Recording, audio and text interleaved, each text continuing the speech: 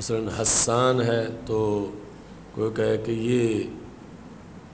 اس وقت کا حسان ہے یا اس وقت کا ابو حنیفہ ہے، تو ابو حنیفہ تو حاض العصر، ابو حنیفہ تا حاض العصر، تو اب وہ ایک وصف کے معنی میں استعمال کیا جا رہا ہے۔ تو اس طرح یعنی بواحد من الامہ کہ جن لوگوں کا یہ نام ہے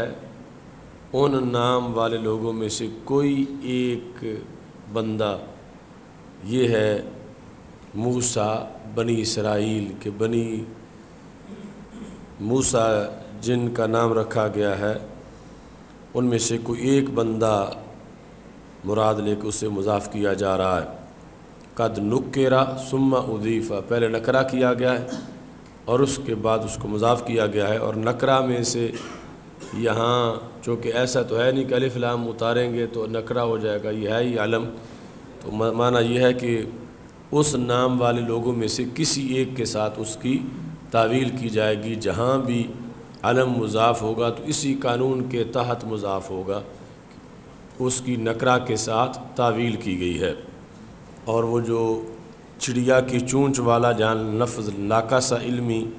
بولا گیا تو انہوں نے اس میں ایک جواب تو کل دیا تھا، دوسرا کہ ناقصہ بمعنی آخاذہ ہے کہ پکڑا ہے، جتنا پکڑا ہے چڑیا کی چونچ میں۔ باب اس بارے میں ہے کہ جس نے سوال کیا اس حالت میں کہ وہ کھڑا تھا، سوال کیا ایسے عالم سے جو کہ بیٹھا ہوا ہے۔ حضرت ابو موسیٰ اشعری رضی اللہ تعالیٰ عنہ کہتے ہیں کہ ایک شخص آیا نبی اکرم صلی اللہ علیہ وسلم کے پاس، اس نے کہا یا رسول اللہ صلی اللہ علیہ وسلم، اللہ کے راستے میں قتال کا کیا مطلب ہے؟ کیونکہ ہم میں سے کوئی بندہ لڑتا ہے غصے کے لیے کہ اس کی طبیعت ویسے لڑائی پر خوش ہوتی ہے، یا اپنا غصہ جو اس کے خون کے اندر جوش آیا ہوتا ہے ارادہ انتقام کی وجہ سے، اس جوش کو بجھانے کے لیے وہ لڑتا ہے، اور کوئی جو ہے وہ حمیت کے پیش نظر لڑتا ہے، یعنی حمیت کبھی علاقے کی وجہ سے ہوتی ہے، کبھی شہر کی وجہ سے ہوتی ہے، کبھی خاندان کی وجہ سے، تو یعنی تقاضا لڑائی کا اپنے علاقے کا تحفظ، اپنی برادری کا تحفظ، ان میں سے پھر اللہ کے راستے میں لڑنا کیا ہے؟ فرفع الیہ رأسہ، تو رسول اللہ صلی اللہ علیہ وسلم نے اس کی طرف یعنی سر اٹھا کے دیکھا، تو اس سے امام بخاری نے استدلال کیا کہ یہ سر اٹھانے کی ضرورت اس لیے پھر پیش آئی کہ نبی اکرم صلی اللہ علیہ وسلم بیٹھے ہوئے تھے اور وہ بندہ کھڑا تھا، تو اس سے انہوں نے پھر ترجمۃ الباب بنایا من سأل وهو قائم عالما جالسا، کہ جس نے سوال کیا کھڑے ہو کر ایسے عالم سے جو کہ بیٹھا ہوا ہے، تو اگر رسول اللہ صلی اللہ علیہ وسلم بھی کھڑے ہوتے تو فرافع الیہ رأسہ کے لفظ نہ آتے، اور اگر وہ بیٹھا ہوتا سرکار دو عالم صلی اللہ علیہ وسلم کے سامنے تو پھر فرافع الیہ رأسہ کا منظر نہ ہوتا۔ تو یہ الفاظ سے انہوں نے اخذ کیا کہ رسول اللہ صلی اللہ علیہ وسلم بیٹھے ہوئے تھے اور وہ بندہ کھڑا تھا، لفظوں کی ویڈیو سے یہ بات ثابت ہو گئی۔ تو نبی اکرم وما واقع رافع الیہ رأسہ، راوی کہتے ہیں کہ نہیں اٹھایا اس کی طرف رسول اللہ صلی اللہ علیہ وسلم نے سر، مگر اس لیے کہ وہ بندہ کھڑا تھا، اور آپ نے فرمایا کہ یہ جو تم نے دونوں باتیں پوچھی ہیں، غضب والا بھی اللہ کے راستے میں جہاد نہیں کر رہا، حمیت والا بھی اللہ کے راستے میں جہاد نہیں کر رہا، جو حمیت اس کی کسی دنیاوی وجہ سے ہے، من قاتل، جس نے جہاد کیا تاکہ اللہ کا کلمہ اونچا ہو جائے، بس یہ اللہ کے راستے میں ہے۔ تو یعنی رسول اللہ صلی اللہ علیہ وسلم نے جواب اسے جامع دیا۔ تو سوال یہ ہے کہ سوال کرنے والے نے ماہیت قتال کا سوال کیا، مل قتال فی سبیل اللہ، اور رسول اللہ صلی اللہ علیہ وسلم نے من سے جواب دیا، وہ ذات ہے، یعنی سوال کرنے والا کا سوال مصدر کے بارے میں تھا، قتال فی سبیل اللہ کیا ہے؟ تو رسول اللہ صلی اللہ علیہ وسلم نے فرمایا من قاتل لتکون کلمۃ اللہ ہی العلیٰ، تو آپ نے مقاتل سے جواب دیا۔ تو یہ مطابقت سوال اور جواب کی کس طرح ہے؟ تو اس کا جواب یہ ہے کہ یہ جو سوال ہے نا، اس میں قتال بمعنی مقاتل ہے کہ اللہ کے راستے میں لڑنے والا کون ہے، یعنی سوال یہ ہے کہ اللہ کے راستے میں لڑنا کیا ہے، یعنی کون ہے جو اللہ کے راستے میں لڑنے والا ہے اور کون ہے جو اللہ کے راستے میں لڑنے والا نہیں ہے۔ تو اس واسطے جواب جو ہے وہ سوال کے مطابق ہے، من۔ اب کوئی کہتا ہے کہ اگر جواب یوں دیا جاتا کہ من قاتل لطلب ثواب الآخرۃ، کہ جس نے آخرت کے ثواب کی طلب کے لیے جہاد کیا، اور لطلب رضا اللہ، یا اللہ کی رضا کو طلب کرنے کے لیے جس نے جہاد کیا وہ اللہ کے راستے میں ہے، یعنی جو عام بات چلتی ہے کہ رضا الہی کے لیے، تو جو رضا الہی کے لیے جہاد کرے وہ فی سبیل اللہ ہے۔ تو رسول اللہ صلی اللہ علیہ وسلم نے وہ جواب کس لیے نہیں دیا، اور فرمایا کہ جو اعلاء کلمت اللہ کے لیے، کلمت اللہ کی سربلندی کے لیے، اعلاء کے لیے جو جہاد کرے وہ فی سبیل اللہ ہے۔ اس کا انہوں نے جواب دیا کہ رسول اللہ صلی اللہ علیہ وسلم نے جامع طریقے سے جواب دیا کہ جو سوال میں انہوں نے دو چیزیں ذکر کی تھی، غضب اور حمیت، تو اس کو بھی جواب میں لانا چاہتے تھے، اس واسطے کہ کبھی غضب جو ہے وہ محمود ہے اور حمیت محمود ہے۔ تو جو کہتے ہیں کہ من آجال ان الغضب والحمیت قد یکونان للہ تعالی، کہ کبھی غضب بھی اللہ تعالیٰ کے لیے ہوتا ہے کہ اس کو غصہ ہے کہ اللہ کے دین کی خلاف ورزی کیوں ہوئی ہے، اس لیے وہ بدلہ لینے کے لیے نکلا ہے، اور اس کی حمیت جو ہے وہ برادری ازم کی نہیں بلکہ حمیت غیرت دینی ہے جس کی وجہ سے وہ نکلا ہے۔ تو اب حمیت اور غضب کی بنیاد پر جو اللہ کے راستے میں نکلا ہے تو یہ بھی فی سبیل اللہ ہے، یہ جہاد بھی محمود ہے کہ وہ غضب اور وہ حمیت جو علاقے، زبان یا بولی یا برادری کی وجہ سے نہیں بلکہ دین اسلام کی وجہ سے ہے، تو اب اس کے پیش نظر جو نکلا ہے تو یہ بھی اعلاء کلمت اللہ ہی شمار ہوگا۔ اس بنیاد پر رسول اللہ صلی اللہ علیہ وسلم نے جامع جواب دیا۔ اس کے بعد یہ ہے کہ سوال اور فتویٰ رمی جمار کے پاس، یہ افعل ولا حرج حدیث جو ہے وہ پہلے گزر چکی ہے، اور جواب اس وقت رسول اللہ صلی اللہ علیہ وسلم نے دیا تھا کہ جب آپ جمرے کے پاس کھڑے تھے۔ باب اللہ تعالیٰ کا فرمان وما اوتیتم من العلم الا قلیلا، تمہیں علم سے نہیں دیا گیا مگر تھوڑا، یعنی جتنا بھی کسی کا علم ہو تو جو باقی علم ہے اس کے مقابلے میں وہ تھوڑا ہی ہے، یعنی باقی علم جو اللہ تعالیٰ کے پاس ہے تو وما اوتیتم من العلم الا قلیلا۔ حضرت عبداللہ رضی اللہ تعالیٰ عنہ کہتے ہیں اس دوران کہ میں نبی اکرم صلی اللہ علیہ وسلم کے ساتھ چل رہا تھا مدینہ منورہ کے ویرانے میں، خرب وہ جگہ جو اجاڑ پڑی ہوئی ہو، کوئی چیز اگتی نہ ہو، اس حالت میں کہ نبی اکرم صلی اللہ علیہ وسلم ٹیک لگائے ہوئے تھے ایک چھڑی پر جو رسول اللہ صلی اللہ علیہ وسلم کے ساتھ تھی، یعنی اس کے سہارے چل رہے تھے۔ تو نبی اکرم صلی اللہ علیہ وسلم یہود کی ایک جماعت کے پاس سے گزرے تو انہوں نے آپس میں گٹ مٹ کی، ان بعض نے بعض سے کہا کہ ان سے روح کے بارے میں سوال کرو، ان حضرت محمد مصطفیٰ صلی اللہ علیہ وسلم سے۔ بعض نے کہا نہ کرو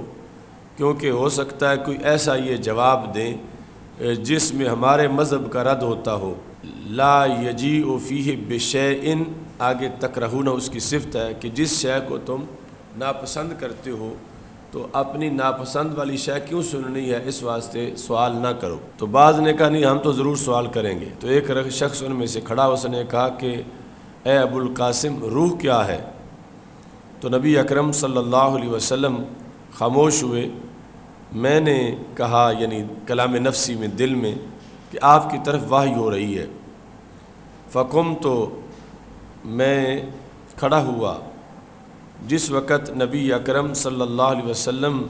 سے وحی کی کیفیت ہٹ گئی، آپ نے فرمایا، یعنی یہ آیت اتری، وَيَسْأَلُونَكَ عَنِ الرُّوحِ، وہ آپ سے روح کے بارے میں پوچھتے ہیں، تو فرما دو کہ روح میرے رب کا امر ہے اور نہیں دیے گئے تم علم سے مگر تھوڑا۔ تو آمش کہتے ہیں کہ اسی طرح یہ ہماری قرات میں موجود ہے۔ تو یہود سے مراد ہے یہودی، یہودیون، تو یا نسبت کی حذف کر دی گئی ہے، اصل میں مراد ہے یہودی، یعنی اس کی جمع یہودیون۔ یعنی یہ جو جواب تھا، یہ آیت اسی وقت نازل ہوئی، تو آپ چاہتے تھے کہ جو اللہ کی طرف سے امور طے شدہ ہیں، نازل ہونے والے ہیں، انہیں آیت ہی سے بیان کیا جائے، تو پھر یہ پورا قصہ آیت میں مذکور ہوا، وَيَسْأَلُونَكَ عَنِ الرُّوحِ قُلِ الرُّوحُ مِنْ أَمْرِ رَبِّي۔ مَرَّ بِنَفَرٍ مِنَ الْيَهُودِ، گزر ہوا اس کے بعد، یعنی گزر ہوا کا مطلب ہے کہ پہلے کی کیفیت ہے، چونکہ آگے فقم، تو یہ صحابی کہتے ہیں میں اٹھ کے کھڑا ہوا، اس سے پتہ چلتا ہے کہ گزر ہوا اور رسول اللہ صلی اللہ علیہ وسلم نے وہاں پڑاؤ کیا، سٹے کیا، اور اس میں پھر بات چیت ہو رہی تھی۔ تو سرکار تشریف فرما ہوئے بیٹھے ہوئے تھے، اور ساتھ عبداللہ بن مسعود بھی بیٹھے ہوئے تھے، لیکن جس وقت انہوں نے سمجھا کہ سرکار پہ وحی نازل ہو رہی ہے تو یہ اٹھ کے کھڑے ہو گئے تاکہ وحی کے نزول کے اندر کوئی تشویش نہ ہو۔ تو قلیلہ جو ہے یہ استثناء علم سے ہے، یعنی علماً قلیلہ، تھوڑا علم۔ بعض نے کہا یہ خطاب یہود کے لیے ہے کہ انہوں نے سرکار دو عالم صلی اللہ علیہ وسلم سے یہ کہا تھا، اوتینا التوراۃ فیہا الحکمہ، انہیں یہ کہا گیا۔ آگے یہ ہے کہ جس نے کچھ سوالات اس لیے ترک کر دیے، یا کچھ اختیار، یعنی وہ کام کیا جا سکتا تھا لیکن ترک اس لیے کیا کہ لوگوں کو اس کو سمجھ نہیں آئے گی، تو فَيَقَعُ فِي أَشَدَّ مِنْهُ، تو لوگ اس سے، یعنی اس کام کے کرنے میں اتنا فائدہ نہیں ہوگا جتنا اس پر تنقید کرنے کی وجہ سے لوگوں کا نقصان ہو جائے گا۔ تو پھر یعنی جب کسی کام کے کرنے میں فائدہ تھوڑا ہو اور اس میں نقصان زیادہ ہو تو پھر اس کو ترک کر دینا۔ باب من ترک بعض الاختیار، بعض اختیار کو چھوڑ دیا، مخافۃ، اس ڈر سے کہ بعض لوگوں کا فہم اس سے قاصر ہے، تو اس کے نتیجے میں وہ اس سے، جو اس کام نہ کرنے والی کیفیت ہے، اس سے بڑے جرم میں وہ پڑ جائیں گے، اس سے شدید چیز کے اندر، اس کے کرنے میں ایسا فائدہ نہیں ہوگا جتنا ان کی اس کے بارے میں سوچ سے انہیں نقصان ہو جائے گا۔ تسود کہتے ہیں مجھے عبداللہ بن زبیر رضی اللہ تعالیٰ عنہما نے کہا کہ حضرت عائشہ صدیقہ رضی اللہ تعالیٰ عنہا تجھ سے راز کی بات کرتی ہیں، تو انہوں نے تجھے کعبہ کے بارے میں کیا حدیث بتائی ہے؟ تو میں نے کہا کہ انہوں نے یہ کہا ہے کہ نبی اکرم صلی اللہ علیہ وسلم نے فرمایا، اے عائشہ، اگر تمہاری قوم کا نیا زمانہ نہ ہوتا، لولا قوموں کے حدیث احدہم، یعنی اسلام میں نئے داخل نہ ہوتے، قال ابن زبیر بکفر، یعنی یہ کس کے ساتھ نیا زمانہ نہ ہوتا، یعنی کفر چھوڑنے کے لحاظ سے کہ اب وہ اسلام میں آئے ہیں اور انہیں ابھی اسلام کی زیادہ معلومات نہیں ہیں، یہ صورتحال نہ ہوتی، لنقضت الکعبۃ، تو میں کعبے کو توڑتا، اور میں اس کے 2 دروازے بناتا، ایک دروازہ جس میں سے لوگ داخل ہوتے اور دوسرا جس سے نکلتے، یہ جس طرح تم نے وہ کتاب الحج نسائی میں پڑھا۔ تو حضرت عبداللہ بن زبیر نے ایسے کر دیا، یعنی جب ان کی حکومت تھی تو مکہ مکرمہ کے علاقے کے یہ امیر المومنین تھے، تو اس طرح انہوں نے کیا، جس کو پھر حجاج نے واپس کر دیا۔ تو یہ تھا کہ رسول اللہ صلی اللہ علیہ وسلم کے نزدیک راجہ یہ تھا کہ میں اس طرح کروں، لیکن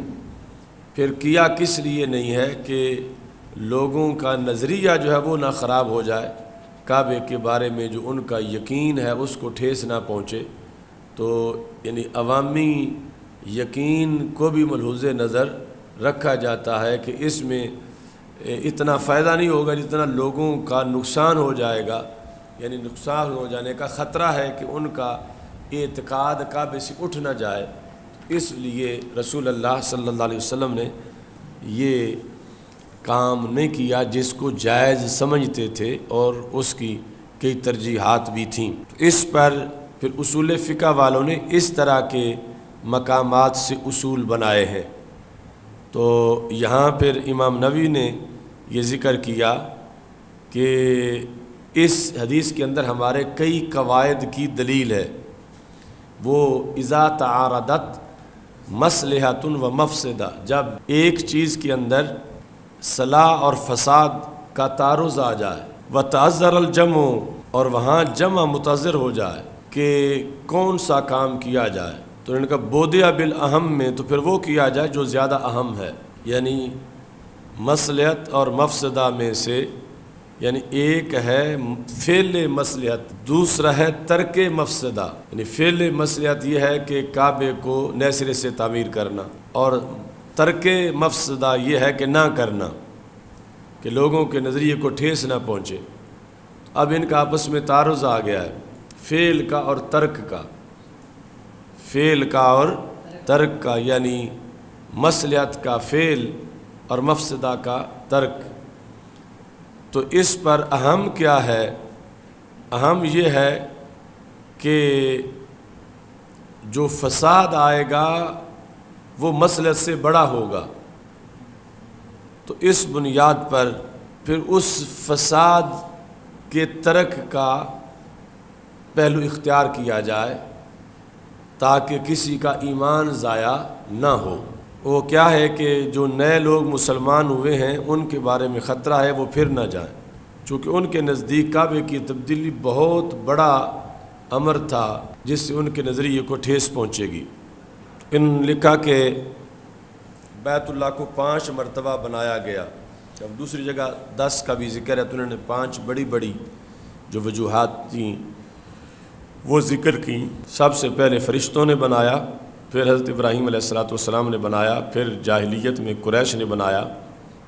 جب کہ رسول اللہ صلی اللہ علیہ وسلم اس وقت پاس موجود تھے۔ رسول اللہ صلی اللہ علیہ وسلم کی عمر مبارک 35 سال تھی جب قریش نے کعبہ بنایا، پھر عبداللہ بن زبیر رضی اللہ تعالیٰ عنہ نے، اور پھر حجاج بن یوسف نے۔ تو اب جو ہے وہ حجاج بن یوسف والی بنا جو ہے وہ آ رہی ہے۔ تو پچھلی حدیث جو ہے اس میں جو روح کا مسئلہ ہے کہ حقیقت روح کیا ہے، کچھ لوگوں کا خیال ہے کہ اب ہم علم روح علی الخلق واستأثر لنفسہ، کہ روح کا علم اللہ تعالیٰ نے اپنے ساتھ خاص رکھا ہوا ہے کہ روح کیا ہے۔ یہاں تک کہ اسی سے کچھ وہابی دیوبندی یعنی انکار کرتے ہیں کہ نبی اکرم صلی اللہ علیہ وسلم کو معاذ اللہ روح کا علم نہیں تھا۔ تو امام عینی نے اس میں لکھا صفحہ نمبر 284 پر جلد نمبر 2 میں، جل منصب النبی صلی اللہ علیہ وسلم وہو حبیب اللہ وسید خلقہ ان یکون غیر عالم بالروح، کہ رسول اللہ صلی اللہ علیہ وسلم کا منصب اس سے بلند ہے کہ آپ کو روح کا پتہ نہ ہو، اس سے آپ کا منصب بلند ہے، یعنی آپ کو روح کا پتہ ہے۔ کیوں؟ وہو حبیب اللہ، آپ تو اللہ کے حبیب ہیں، وسید خلقہ، اور اس کی مخلوق کے سردار ہیں، تو آپ کا منصب اس سے بلند ہے کہ آپ عالم بالروح نہ ہوں، بلکہ آپ عالم بالروح ہیں۔ کیف وقد من اللہ علیہ، یہ کیسے ہو سکتا ہے کہ رسول اللہ صلی اللہ علیہ وسلم کو معاذ اللہ روح کا علم نہ ہو، حالانکہ اللہ تعالیٰ نے آپ پر یہ احسان کیا ہے وَعَلَّمَكَ مَا لَمْ تَكُنْ تَعْلَمْ۔ اس آیت کو انہوں نے دلیل بنایا کہ رسول اللہ صلی اللہ علیہ وسلم کی علمی حیثیت سب سے اونچی ہے مخلوق میں، کیونکہ آپ اللہ کے حبیب ہیں اور سید خلق ہیں۔ وَعَلَّمَكَ مَا لَمْ تَكُنْ تَعْلَمْ وَكَانَ فَضْلُ اللَّهِ عَلَيْكَ عَظِيمًا۔ اور اس واسطے اکثر علماء نے یہ دلیل انہوں نے امام عینی نے پیش کی۔ اور آیت کے اندر یعنی یہ جو آیت گزری ہے یسألونک عن الروح، یا اس آیت میں جو وَعَلَّمَكَ مَا لَمْ تَكُنْ تَعْلَمْ کے اندر لَيْسَ فِي الْآيَةِ دَلِيلٌ عَلَىٰ أَنَّ الرُّوحَ لَا يُعْلَمُ، کہ آیت میں ایسی کوئی دلیل نہیں ہے کہ باقی ہر چیز کا علم تو دیا جا سکتا ہے، روح کا نہیں دیا جا سکتا، اور نہ اس پر دلیل ہے کہ نبی اکرم صلی اللہ علیہ وسلم معاذ اللہ اس کو روح کو نہیں جانتے تھے، اس پر کوئی دلیل نہیں ہے۔ تو یہ حدیث جو ہے وہ دلیل پیش کی گئی کہ موجودہ جو صورتحال ہے مسجد نبوی شریف میں، یعنی رسول اللہ صلی اللہ علیہ وسلم کا روضہ پاک اور ساری ترتیب، تو اس کو نہ بدلا جائے کہ اس سے لوگوں کے اعتقاد کو ٹھیس پہنچنے کا خطرہ ہے۔ یہ عرب علماء نے وہاں سعودی حکومت کے سامنے جو دلائل پیش کیے اس میں یہ بھی تھا۔ باب من خص قوما دون قوم خص بالعلم، کہ جس نے علم کے ساتھ ایک قوم کو خاص کیا، یعنی بعض لوگوں کو بات بتائی بعض لوگوں کو نہیں بتائی۔ کیوں نہیں بتائی؟ کراہیت اللہ یفہموا، اس خطرے سے کہ وہ کہیں عدم فہم کا شکار نہ ہوں، یعنی ان کے نہ سمجھنے کی، ان کی بے سمجھی کی وجہ سے انہیں نہیں بتائی اور بعض کو بتا دی ہے۔ تو ایسا ہو سکتا ہے کہ کسی خبر کے ساتھ بعض کو خاص کیا جائے اور بعض تک وہ خبر نہ پہنچائی جائے۔ حضرت علی رضی اللہ تعالیٰ عنہ کہتے ہیں حدث الناس بما یعرفون، لوگوں سے ان کے لیول کے مطابق بات کرو، ان کے عرف میں جو چیز سمجھی جاتی ہے اس کے لحاظ سے۔ کیا تم یہ پسند کرتے ہو کہ معاذ اللہ تمہارے عمل کے نتیجے میں یہ صورتحال پیدا ہو جائے کہ اللہ کو جھٹلا دیا جائے اور اللہ کے رسول صلی اللہ علیہ وسلم کو معاذ اللہ جھٹلا دیا جائے؟ تو لوگوں کو ایسی صورتحال میں نہ ڈالو۔ اس بنیاد پر یعنی علم کی گفتگو کرنا اس کے کئی آداب ہیں اور تقاضے ہیں، یعنی ایک بندے کے نزدیک جو چیز محال ہے اس کے علمی لیول کے مطابق تو اس کی وہ تصدیق نہیں کرتا، تو جب وہ بات اللہ کی طرف منسوب کی جائے تو جب ظاہر ہے کہ اس کے ذہن میں اس کی گنجائش نہیں ہے تو وہ اس کی تکذیب کر دے گا کہ میں اللہ کی اس بات کو نہیں مانتا معاذ اللہ کہ اللہ ایسا بھی کرتا ہے یا اس کا یہ بھی حکم ہے۔ تو قطع نظر اس کے کہ اس بندے کی نوبت تکذیب خداوندی تک پہنچ جائے تو اس سے وہ بات نہ کی جائے تاکہ اس کا ایمان محفوظ رہے، یعنی حتی المقدور یہ کوشش کی جائے۔ ظاہر ہے کہ باقی جو ضروریات دین ہیں وہ تو اس تک پہنچانی ضروری ہیں، تو اس کا کوئی اور مناسب طریقہ جو ہے وہ اختیار کیا جائے، یعنی اچانک ایسا نہ ہو کہ تمہاری کسی بات کی وجہ سے اگلا کفر کے کنارے جا پہنچے اور اس کو ایسی ذہنی صورتحال میں ڈال دیا جائے۔ اس واسطے یعنی یہ منع ہے کہ کسی کی زبان سے جان بوجھ کے کلمہ کفر نکلوانا، اس کو مجبور کر کے ادھر گھیر کے لے جانا، تو ایسا نہیں ہونا چاہیے۔ اور دوسرا حدث الناس بما یعرفون، مطلب ہے کلم الناس علی قدر عقولہم، ان کی عقل کے مطابق ان سے بات کرو۔ اتحبون ان یکذب اللہ ورسولہ، کیا تم یہ پسند کرتے ہو کہ اللہ اور اللہ کے رسول صلی اللہ علیہ وسلم کی معاذ اللہ تکذیب کی جائے؟ تو ظاہر ہے کہ تم یہ پسند نہیں کرتے، تو پھر ان کی عقول کے مطابق گفتگو کرو۔ تو یہ خطابت، پریس کانفرنس اور نجی گفتگو سب کے لیے یہ حضرت مولا علی رضی اللہ تعالیٰ عنہ کا فرمان جو ہے وہ مشعل راہ ہے۔ ایک طرف تو یہ ہے کہ نشر علم کرنا ہے، اور تحریک یہ ہے کہ عوامی سٹیج سے اوپر علم کی طرف آ جائیں، ان کا لیول بلند ہو، روز بروز ہر جمعے یا تقریر سن کے ان کا لیول بڑھتا جائے کہ وہ اگر 30 سال 40 سال سنتے رہے ہیں تو سن کے وہ عالم بن جائیں، یعنی ان کو مسائل یاد ہو جائیں، اگرچہ پورا عالم تو پڑھ کے بنتا ہے۔ دوسری طرف یہ ہو سکتا ہے کہ اگر مطمع نظر صرف عوام کو خوش کرنا ہو تو پھر عالم کو اپنے سیٹ چھوڑنی پڑے گی، یعنی نیچے آنا پڑے گا لوگوں کی پسند اور ڈیمانڈ پر۔ تو پھر کہیں یہ نہ ہو کہ عالم علم والی سٹیج سے نیچے آ کے عوامی جہالت میں آ کے بیٹھ جائے، یعنی اس نے تو ان جہال کو علم کی طرف لانا ہے، نہ یہ کہ وہ کھینچ کے اس کو اپنی صف میں لے آئیں۔ تو اس نے ان کو طریقے سے، یعنی وہ جو ان کی علمی حیثیت ہے اس سے اوپر اپ گریڈ ان کو کرنا ہے، اور اس میں یہ دھیان رکھنا ہے کہ وہ اکتاہٹ کا شکار نہ ہوں اور علم سے ان کی وابستگی ہو، اور ایسی بات نہ ہو جو ان کے لیول سے اونچی ہے بہت زیادہ، جو وہاں وہ پہنچ ہی نہیں سکتے، تو وہ بات ان سے نہ کی جائے، لیکن جس میں وہ اگر توجہ کریں تو ادھر بات ان کی سمجھ میں آ سکتی ہے، تو وہ ان کی خوراک جو ہے وہ ہونی چاہیے، تاکہ وہ پیچھے پیچھے نہ ہٹیں بلکہ آگے آگے بڑھیں اور ان کی علمی حیثیت بلند ہوتی جائے۔ اس میں خصوصی طور پر جو روکا جا رہا ہے تو وہ متشابہات کے لحاظ سے، یعنی لوگوں میں گفتگو کرنا یا علمی پہلیاں جو ہیں وہ لوگوں کے اندر ڈالنا، اور اسی میں ہی ہے کہ لوگوں نے جو صورت پکائی ہوئی ہے جس قرات پر اسی میں پڑھنا، اور عام ان کے اندر نئی قرات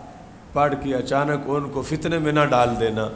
کہ وہ ساری عمر یہی سنتے رہے ہیں اور اس نے کوئی اچانک دوسری قرات جو ہے وہ شروع کر دی ہے، تو اس سے بھی یعنی نماز کے اندر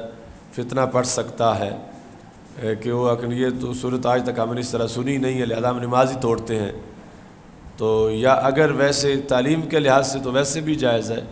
لیکن مجمع عام میں پھر جب تلاوت کرے تو پھر بتا دے کس کی دوسری قراتیں ہیں، تاکہ لوگ کسی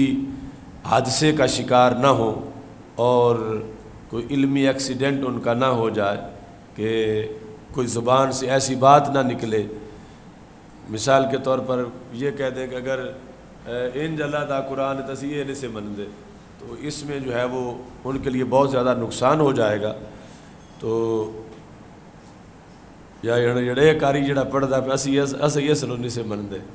تو وہ بھی ایک قرات ہے، تو اس لحاظ سے یعنی ان کا نقصان ہو سکتا۔ تو ایسے متشابہات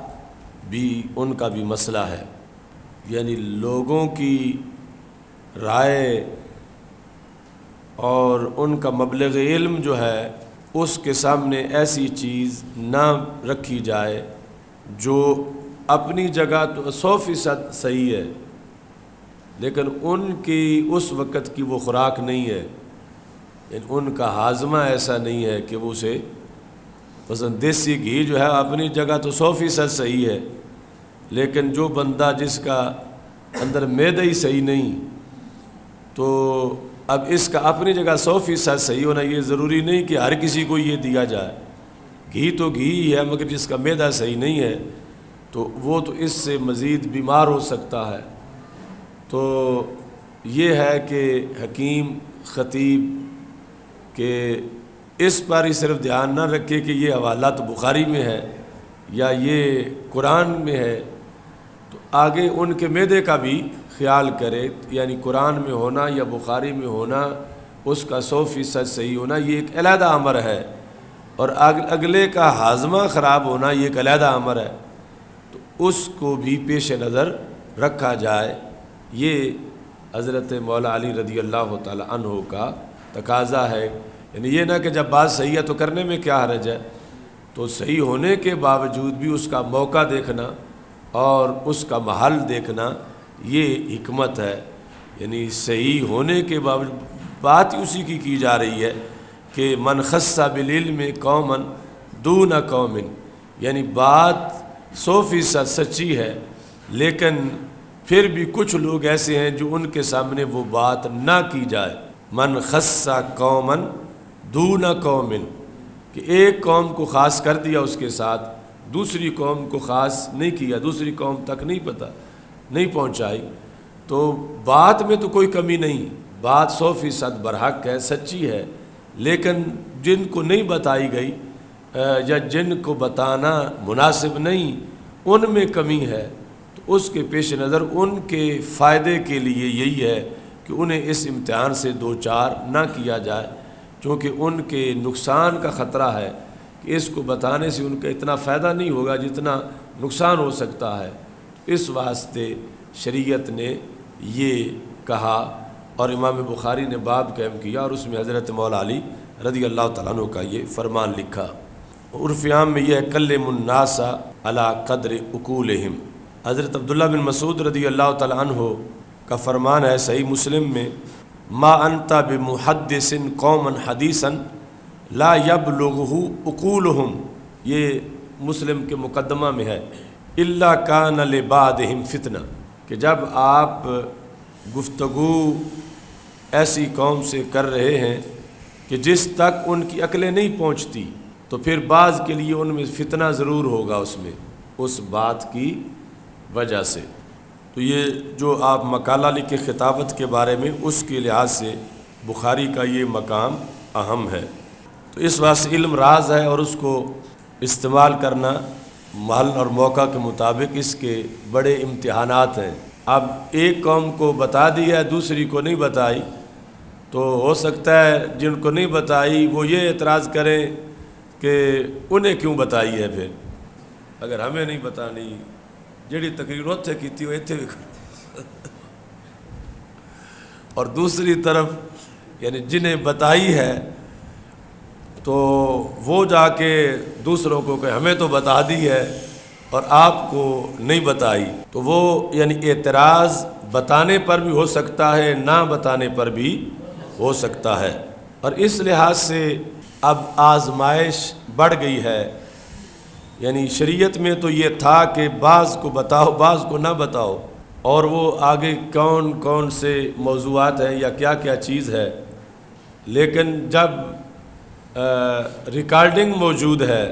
یہ پھر ویڈیو ریکارڈنگ موجود ہے، تو پھر اب یہ کہ بعض کو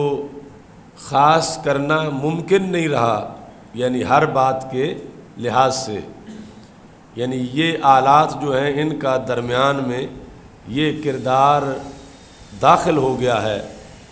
تو شریعت فتنے کے پیش نظر کہہ رہی تھی، تو پھر اس میں آگے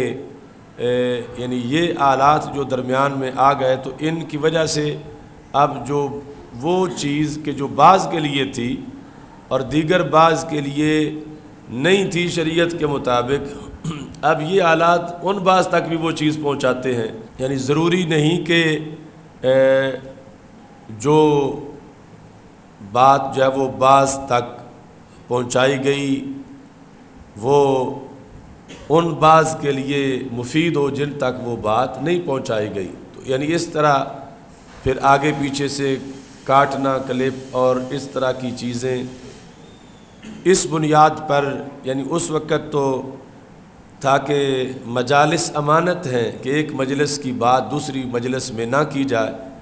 کہ مجالس امانت ہیں، تو اس بندے نے امین سمجھ کے تجھے کی تمہارے سامنے، تو اب اس کے صرف جو جنہیں ذی روح کو خطاب تھا سامنے بیٹھے ہوئوں کو مجالس امانت ہیں، تو اب یہ درمیان میں ایسی چیزیں آئیں کہ وہ امانت وہاں تک رہنا اس کا مشکل ہوا، جس کی وجہ سے یعنی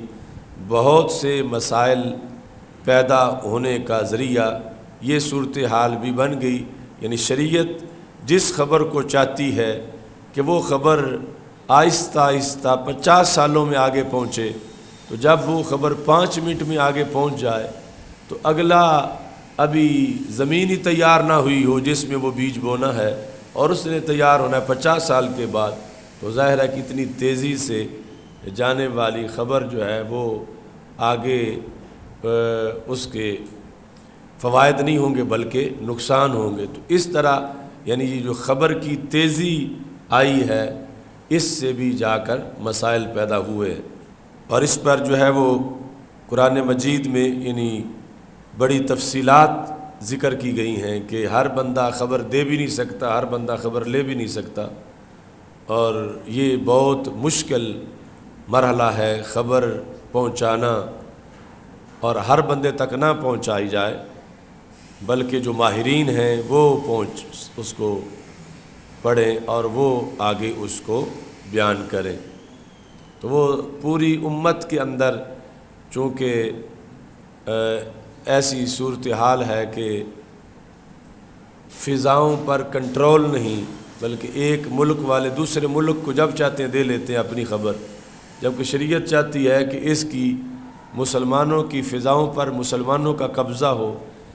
مسلمان عوام کو دوسری کوئی قوم اپنی ایک بات بھی نہ سنا سکے، تاکہ وہ ان کی ذہنی جو ان کا لیول ہے اس پر کوئی دوسرا اثر انداز نہ ہو۔ تو یہ میڈیا، صحافت، جرنلسٹ تو طائفہ طبقہ اس کے لیے یہ ساری چیزیں ضروری ہیں۔ یعنی ایک خبر جو ہے وہ زمین کو آسمان کر سکتی ہے، آسمان کو زمین کر سکتی ہے، ایک خبر۔ تو اس خبر کا مناسب وقت یا خبر روکنا یا خبر شائع کرنا، اس کو شریعت نے بہت اہمیت دی ہے۔ مثلا ایک محاذ پہ لڑ رہے ہیں فوجی اور بڑی مشکل سے مقابلہ کر رہے ہیں، اور ان کے ذہن میں ہے کہ ہم تو محاذ نمبر 4 پہ بھی جیتے ہوئے ہیں، 10 پہ بھی جیتے ہوئے ہیں، 15 پہ بھی جیتے ہوئے ہیں، اور یہاں بھی تھوڑی دیر کے بعد ہم نے جیت جانا ہے، اور ادھر یہ ہے کہ وہ سارے محاذوں پہ ہار چکے ہیں۔ اور اگر ان کو اس موقع پر یہ خبر پہنچ جائے کہ باقی تو ہر جگہ ہم ہار گئے ہیں، تو پھر ان کے اعصاب ٹوٹ جائیں گے کہ یہاں پھر ہم کیسے جیت سکتے ہیں۔ تو اگر وہ خبر ان کو نہ پہنچے اور وہ اپنی فتح کے 90% تک پہنچے ہوئے ہوں، تو پھر 10% عبور کرنا ان کے لیے بڑا آسان ہے۔ اور اگر جو ہے وہ خبر ان کو پہنچ جائے کہ فلاں جگہ تو شکست ہو گئی ہے، تو ہو سکتا ہے 90 سے پھر 20 پہ واپس آ جائیں، اور ان کے لیے وہ آگے کام کرنا مشکل ہو جائے۔ تو اس واسطے یعنی ہر بندہ ان امور سے دور رکھا گیا ہے، اور اس کے لیے وہ کام جو ہے وہ ماہرین کے سپرد کیا گیا ہے۔ اور اس میں پھر جو امت کے خیر خواہ ترین لوگ ہیں وہ ان کا کام ہے، اور جب ان سارے اداروں میں غیر مسلم ہوں اور یا یہود و نصارہ کے ایجنٹ ہوں، تو کس طرح مسلمان کامیاب ہوں گے جب ہر راز ان کا راز ہی نہیں رہے گا؟ تو اس کی وجہ سے پھر مسائل ہی مسائل ہوں گے۔ اب دیکھو یہ جو سورہ حجرات ہے، یا ایھا الذین آمنوا ان جاءکم فاسق بنبأ، اگر تمہارے پاس فاسق کوئی خبر لے کے آ جائے۔ اب خبر کے لیے بھی ضروری ہے کہ اس بندے میں شرطیں ہوں، میڈیا والوں میں فاسق نہ ہو۔ تو اگر کوئی فاسق تمہارے پاس خبر لے کے آ جائے تو تمہارا کام یہ نہیں کہ فوراً سنتے ہی قبول کر جاؤ کہ یہ خبر آ گئی ہے، آج یہ ہو گیا ہے، انڈیا نے یہ کر دیا ہے، اسرائیل نے یہ کر دیا ہے۔ جاءکم تمہارے پاس، سب کے پاس گئی ہے،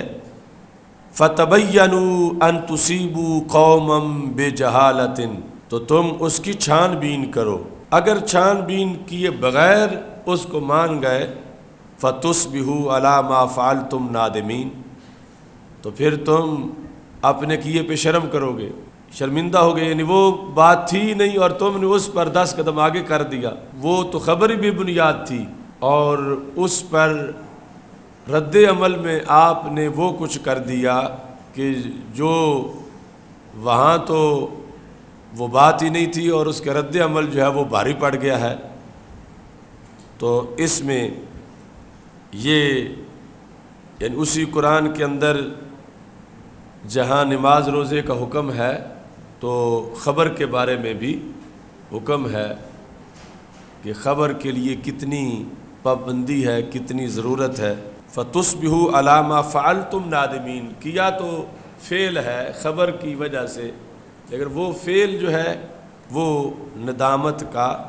باعث بن گیا ہے۔ تو یہاں پر انس بن مالک رضی اللہ تعالیٰ عنہ کہتے ہیں کہ نبی اکرم صلی اللہ علیہ وسلم اس صورتحال میں تھے کہ حضرت معاذ رضی اللہ تعالیٰ عنہ پیچھے بیٹھے ہوئے تھے سواری پر، تو نبی اکرم صلی اللہ علیہ وسلم نے فرمایا یا معاذ بن جبل، قال لبیک یا رسول اللہ صلی اللہ علیہ وسلم۔ یہ پہلی بار بخاری میں لبیک یا رسول اللہ صلی اللہ علیہ وسلم آیا، تو یہ 200 صفحے پر اس کا معنی لکھا ہوا ہے، معنی ہو انا مقیم علی طاعتک، کہ لبیک یا رسول اللہ صلی اللہ علیہ وسلم کا مطلب یہ ہے کہ یا رسول اللہ صلی اللہ علیہ وسلم میں آپ کی فرما برداری پر مقیم ہوں، پکا ہوں، سکونت پذیر ہوں، عارضی نہیں ہوں۔ سعدیک مساعد طاعتک، یعنی آپ کی فرما برداری کے جو کام ہیں میں ان کا معاون ہوں۔ لبیک و سعدیک، باقی یا معاذ بن جبل، تو لفظ معاذ جو ہے اس کے اندر زال پر فتح پڑھنا مختار ہے، یعنی یا معاذ بن جبل کی جگہ یا معاذ بن جبل، یعنی زال پر فتح پڑھنا مختار ہے۔ وَيَجُوزُ ضَمُّهَا، ضمہ بھی جائز ہے، یعنی جس طرح منادہ واحد جو ہوتا ہے مبنی بر ضم ہوتا ہے، یا زید ہو، اس طرح یا معاذ ہو، لیکن چونکہ اس میں آگے ابن جبل ہے اور یہ موصوف ہے ابن کے ساتھ، تو اس میں مختار یہ ہے کہ اس کو منصوب پڑھا جائے، یا معاذ بن جبل۔ پھر سرکار دو عالم صلی اللہ علیہ وسلم نے فرمایا یا معاذ بن جبل یا معاذ، فقال لبیک یا رسول اللہ صلی اللہ علیہ وسلم وسعدیک۔ 3 بار نبی اکرم صلی اللہ علیہ وسلم نے بلایا اور 3 بار انہوں نے لبیک یا رسول اللہ صلی اللہ علیہ وسلم کہا۔ فرمایا کہ جو بندہ بھی یہ گواہی دیتا ہے کہ اللہ کے سوا کوئی معبود نہیں اور حضرت محمد مصطفیٰ صلی اللہ علیہ وسلم اللہ کے رسول ہیں، اپنے دل کے صدق کے ساتھ جو بھی گواہی دیتا ہے اللہ اس کو آگ پہ حرام کر دیتا ہے، یعنی وہ بندہ جنتی ہے۔ تو حضرت معاذ رضی اللہ تعالیٰ عنہ نے کہا کہ یا رسول اللہ صلی اللہ علیہ وسلم کیا میں خبر نہ دوں یہ لوگوں کو، فَيَسْتَبْشِرُوا، تاکہ خوش ہو جائیں کہ کلمے سے اتنی بڑی شان مل جائے گی، کیا میں خبر نہ دوں؟ تو نبی اکرم صلی اللہ علیہ وسلم نے فرمایا اِذًا يَتَّكِلُوا، اگر تم نے خبر دی تو لوگ بھروسہ کر جائیں گے اسی پر۔ تو پھر اس وقت خبر دینے سے سرکار نے روک دیا تاکہ عمل کے اندر سستی نہ ہو۔ تو پھر یہ کہ حضرت معاذ رضی اللہ تعالیٰ عنہ نے کیوں یہ خبر دی، تو کہتے ہیں وَأَخْبَرَ بِهَا مُعَاذٌ عِنْدَ مَوْتِهِ، یعنی وقت وصال انہوں نے یہ خبر دی تَأَسُّمًا، اس ڈر سے کہ میں خبر نہ دینے کی وجہ سے گناہگار نہ ہو جاؤں کہ رسول اللہ صلی اللہ علیہ وسلم کا فرمان میرے پاس ہے اور میں دنیا سے جا رہا ہوں، تو یہ فرمان میرے ساتھ ہی نہ چلا جائے۔ اس بنیاد پر انہوں نے ڈر کی وجہ سے پھر یہ خبر دے دی۔ تو یہ ترجمۃ الباب ثابت ہوا کہ من خص بالعلم قوما دون قوم۔ اب یہ مجبوری بھی تھی کہ آگے خبر دینی ہے، ڈر سے کہ کہیں کتمان علم نہ آئے، اور دوسری طرف اگر سرکار صلی اللہ علیہ وسلم خود معاشرے میں موجود ہوں تو اس خبر کی وجہ سے کچھ لوگوں کا نقصان ہو سکتا تھا۔ اذن یتقلوا سے بیان کیا تو بعد میں تو بطریقہ اولا ہوگا۔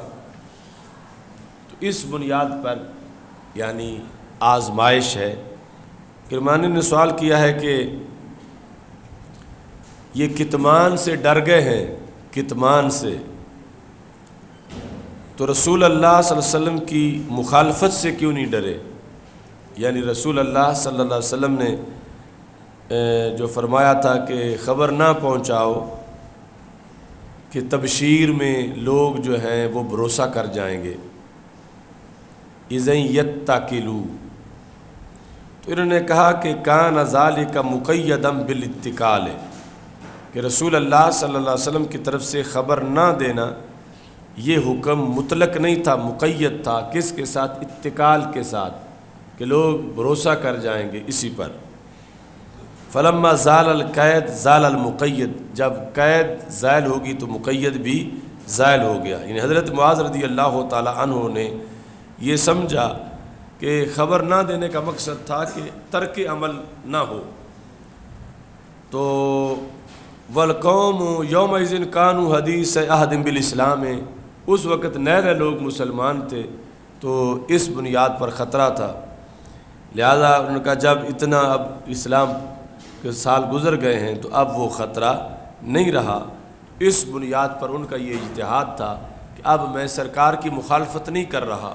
اور دوسری طرف جو ہے وہ حدیث ہے کہ اگر کتمان کیا جائے تو عذاب ہوگا۔ اس بنیاد پر پھر انہوں نے اس کو ترجیح دی کہ میں اب یہ بات لوگوں کو بتا دوں۔ دوسری حدیث ہے کہ حضرت معتمر کہتے ہیں میرے ابا جی نے کہا کہ میں نے انس رضی اللہ تعالیٰ عنہ سے سنا، وہ کہتے ہیں مجھے لیے ذکر کیا گیا کہ نبی اکرم صلی اللہ علیہ وسلم نے حضرت معاذ رضی اللہ تعالیٰ عنہ کو یہ کہا کہ جو فوت ہو کہ اللہ تعالیٰ کو اس طرح ملے گا کہ اس نے شرک نہیں کیا تو وہ جنت میں داخل ہو جائے گا۔ تو حضرت معاذ رضی اللہ تعالیٰ عنہ نے کہا میں کیا خبر نہ دوں لوگوں کو؟ تو نبی اکرم صلی اللہ علیہ وسلم نے فرمایا نہ دو، مجھے خطرہ ہے کہ وہ بھروسہ کریں گے۔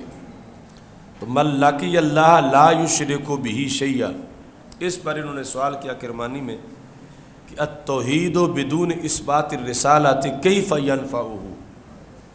کہ توحید رسالت کے بغیر فائدہ کس طرح دے سکتی ہے؟ تو یہاں تو صرف توحید کا ذکر ہے کہ جس نے یہ کہا من لقی اللہ لا یشرک بہ شیئا داخل الجنہ،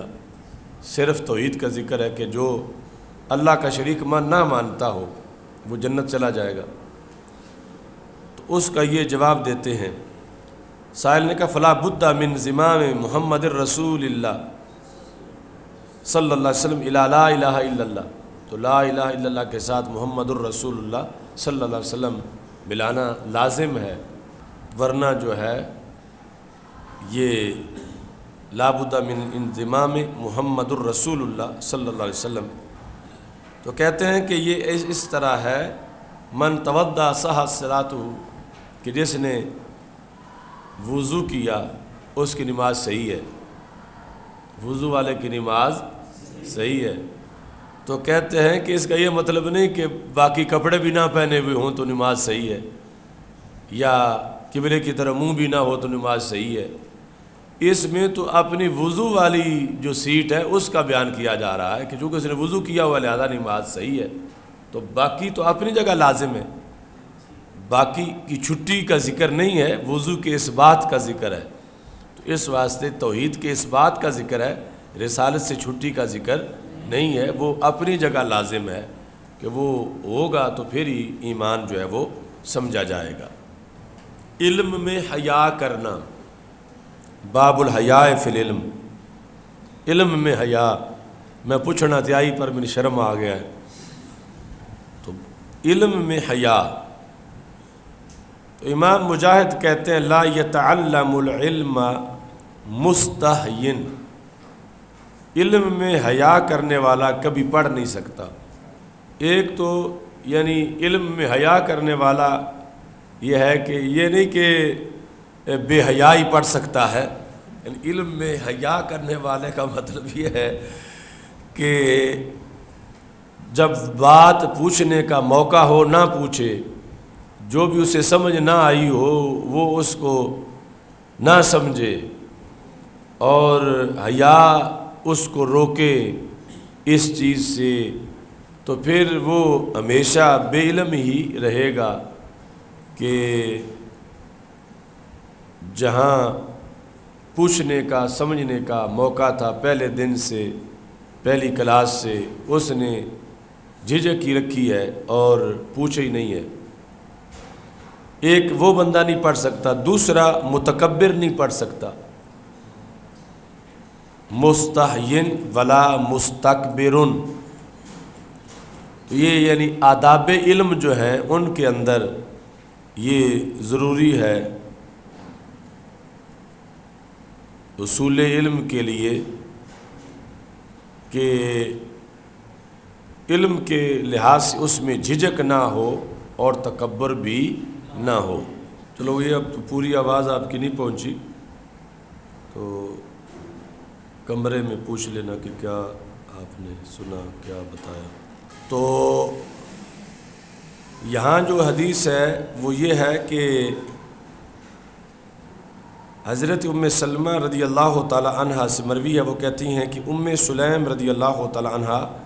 رسول اللہ صلی اللہ علیہ وسلم کے پاس آئیں۔ انہوں نے کہا یا رسول اللہ صلی اللہ علیہ وسلم، اللہ حق سے حیا نہیں کرتا، تو کیا عورت پر غسل ہے جب وہ محتلم ہو جائے؟ تو نبی اکرم صلی اللہ علیہ وسلم نے فرمایا جب وہ پانی دیکھے تو اس پر یعنی غسل ہے۔ تو حضرت ام سلمہ رضی اللہ تعالی عنہا ام المومنین پاس بیٹھی تھیں، تو انہوں نے اپنا چہرہ ڈھانپ لیا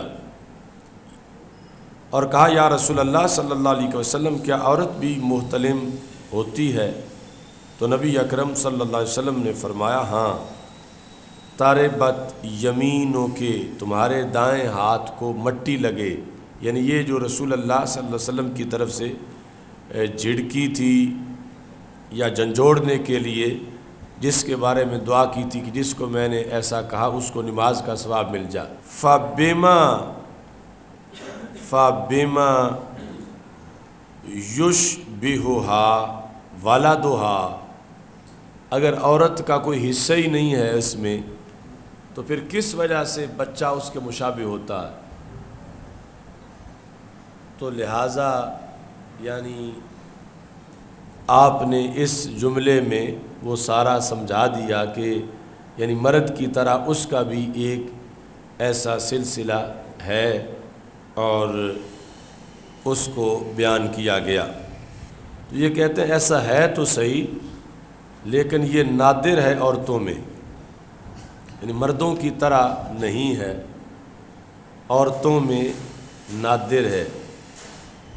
یعنی احتلام کی صورت۔ اس واسطے ام سلمہ رضی اللہ تعالیٰ عنہ نے انکار کیا۔ باقی غسل کے لحاظ سے یعنی رؤیت ماء جیسے وہاں مسئلہ بیان ہوا تو مردوں میں بھی یہ ضروری ہے، یعنی غسل تب لازم ہوگا جب رؤیت ماء پائی جائے گی۔ تو ان اللہ لا یستحیی من الحق، یہاں سے ترجمۃ الباب جو ہے وہ بیان ہوا۔ درمیان میں وہ جملہ رہ گیا ہے عائشہ صدیقہ رضی اللہ تعالیٰ عنہ کا، اور آپ بولے ہی نہیں ہیں کہ جملہ لائن پوری رہ گئی ہے۔ قالت عائشہ تو رضی اللہ تعالیٰ عنہ نعم النساء نساء الانصار، کہ بہترین عورتیں انصار کی عورتیں ہیں۔ کس وجہ سے بہترین ہیں؟ لا لم یمنعہن الحیاء ان یتفقہن فی الدین، ان کو حیا فقاہت دین سے نہیں روکتی۔ لم یمنعہن الحیاء، کہ ان کو حیا نہیں روکتی کس چیز سے؟ ان یتفقہن فی الدین، کہ وہ دین کی سمجھ حاصل کریں، یعنی وہ بات پوچھ لیتی ہیں۔ تو اس بنیاد پر ان کی تعریف کی گئی نسائے انصار کی۔ آگے پھر وہی حدیث ہے کھجور والی۔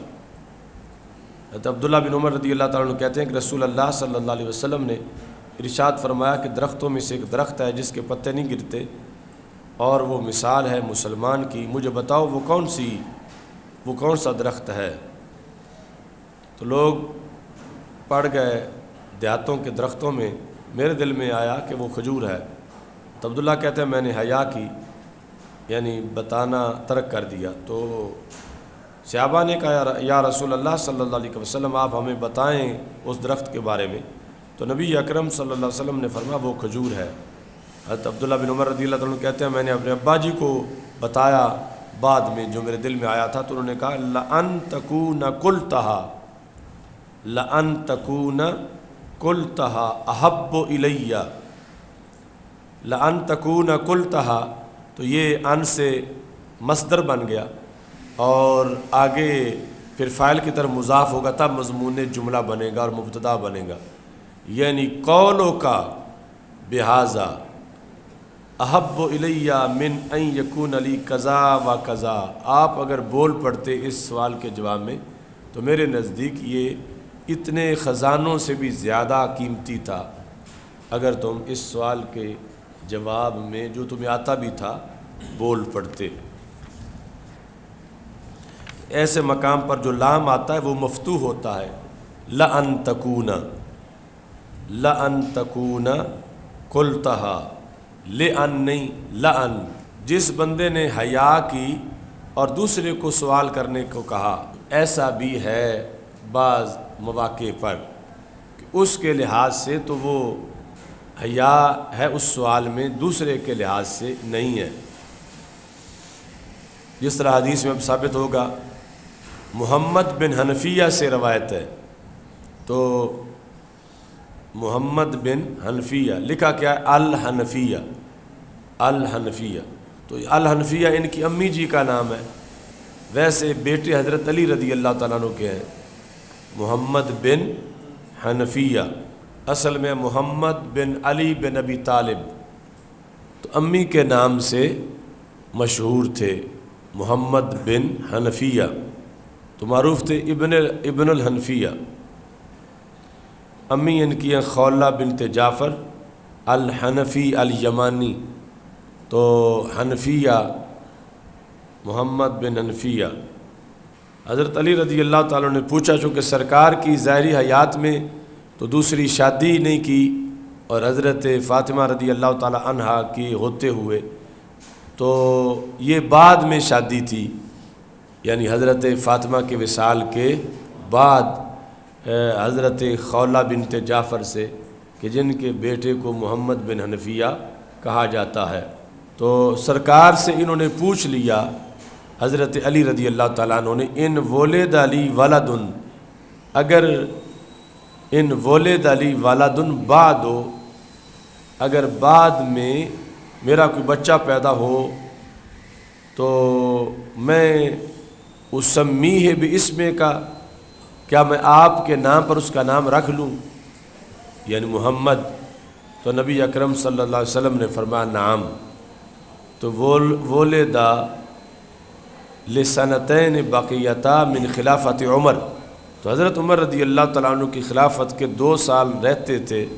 تو یہ محمد بن حنفیہ پیدا ہوئے، یعنی حضرت صدیق اکبر رضی اللہ تعالیٰ عنہ کی خلافت بھی گزر چکی تھی اور حضرت عمر فاروق رضی اللہ تعالیٰ عنہ کی خلافت کے صرف 2 سال رہ گئے تھے، اس وقت ان کی ولادت ہوئی۔ 81 ہجری تک یہ زندہ تھے محمد بن حنفیہ، اور بعض نے کہا کہ 1 صدی اور 114 ہجری تک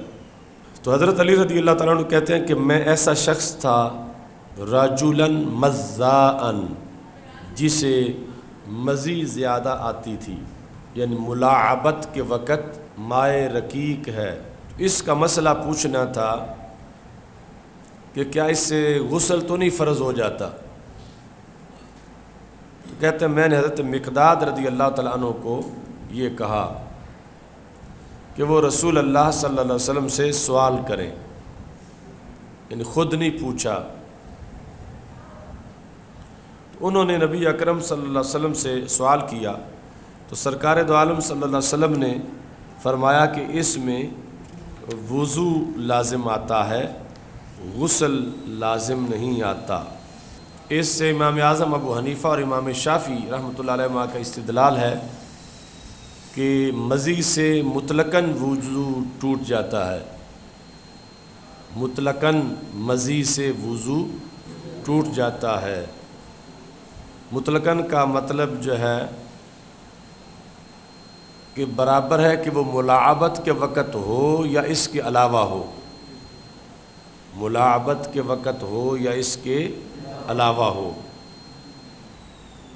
جبکہ امام مالک رحمۃ اللہ علیہ نے ملاعبت شرط ہے پھر ٹوٹے گا۔ فَبِمَا يُشْبِهُهَا جو پیچھے حدیث میں گزرا ہے، تو یہ یعنی حدیث میں چونکہ ہر طرح کے علوم ہیں، اس کا تعلق جو ہے ایمبریالوجی سے ہے، یعنی رحم مادر کے اندر جو بچے کی تخلیق ہے، جس پر اعلیٰ حضرت رحمۃ اللہ علیہ نے پوری کتاب لکھی، اور اس میں جو اصول بیان کیا گیا اس پر ہی الٹرا ساؤنڈ مشین کی ایجاد ہوئی۔ تو یہاں امامینی نے لکھا، میں عربی پڑھ دیتا ہوں، ماء الرجل غلیظ ابیض، یہ منی کا ذکر ہے، وماء المرأة رقیق اصفر فمنی ایہما علا او سابق یکون منہ شبہ، یکون منہ شبہ اور مشابہت، یعنی دونوں کا جدا جدا ذکر کر کے کہ جس منی کو سبقت ہو یا جو اوپر ہو، یعنی رحم کے اندر دونوں میں سے، دونوں پانیوں میں سے، تو بچے کی مشابہت اس کے ساتھ ہوگی۔ تو اس واسطے یعنی مشابہت کے اندر اس کا پورا دخل ہے، اور اس کی صورتحال یہ ہے کہ جو رحم کے اندر پہلے منی پہنچے گی یا جو اوپر ہوگی رحم کے اندر، اس کے ساتھ جو ہے وہ مشابہت ہوگی ولد کی۔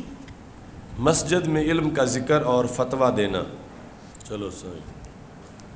تخصص، الحمدللہ رب العالمین، استغفر اللہ لا الہ